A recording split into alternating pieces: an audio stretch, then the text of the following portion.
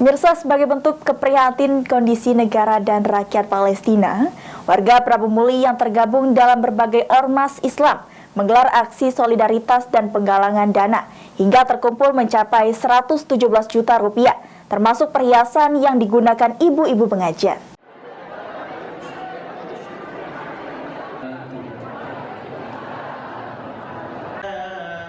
Sampai detik ini, serangan militer Israel masih menggempur basis pertahanan Hamas bahkan pemukiman warga Palestina.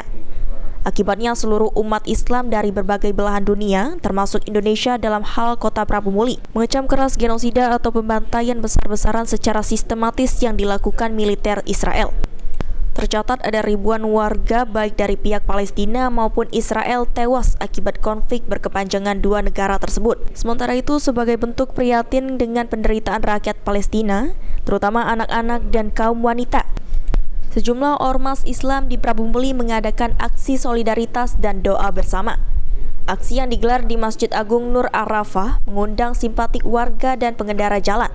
Total 117 juta rupiah ditambah sumbangan perhiasan dari ibu-ibu pengajian terkumpul dalam kegiatan yang bertajuk Gaza Emergency Event. Meskipun kita berbeda negara, hal ini tidak mengurangi partisipasi kita untuk saudara kita di Palestina.